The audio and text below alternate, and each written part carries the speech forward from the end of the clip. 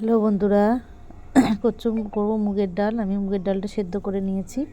এবার কড়াইতে কিছুটা তেল দিয়ে একটু জিরে শুকনো লঙ্কা একটা তেজপাতা ফোড়ন দিয়েছি। দিয়ে এবার কিছুটা আদা আমি গ্রেট করে রেখেছি, সেই আদাটাকে আমি ফোড়নে দিয়ে দেবো। আজকে যেহেতু সোমবার, আমি নিরামিষ খাই, তার জন্য তোমাদের সঙ্গে আমি রান্নাটা শেয়ার করলাম।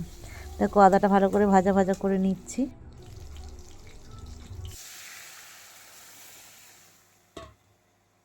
আদাটা কষানো হয়ে গেছে, এবার আমি ডালটা ঢেলে দিলাম। দিয়ে একটু মিষ্টি দিয়ে দেবো, যেহেতু মুগের ডাল একটু মিষ্টি মিষ্টি ভালো না হলে ভালো লাগবে না।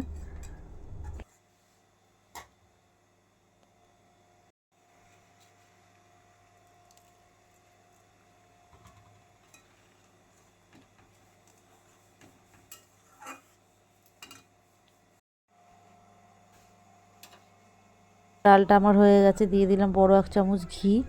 দিয়ে ডালটা রেখে দেবো। এইবার আমি কড়াইতে আবার পরিমাণ মতন তেল দিয়ে দিয়েছি। দিয়ে আমি আলুগুলোকে ভাজা ভাজা করে নেবো। এখানে আলু পোস্ত বানাবো। আলু পোস্ত বানাতে গেলে সবাই তো অনেকেই দাও তোমরা কালো জিরে ফোড়ন, কিন্তু আমি কালো জিরেটা দিই না, কারণ কালো জিরেটা দিলে পোস্তর গন্ধটা চলে যায়, তাই আমি কালো জিরে ফোড়ন দিই না। আলুটা আমার ভালো করে ভাজা ভাজা হয়ে গেছে, পরিমাণ মতন নুন দিয়ে দিচ্ছি। দিয়ে দেবো অল্প করে হলুদ, দিয়ে ভালো করে ভেজে নেব।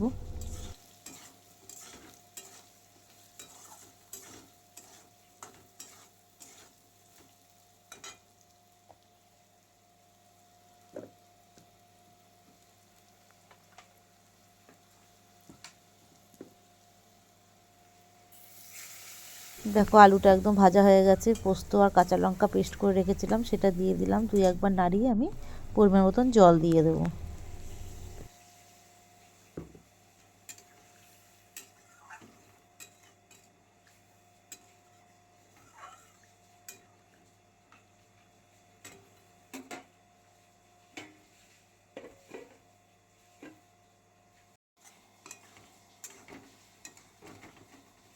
আলু পোস্তটা আমার হয়ে গেছে।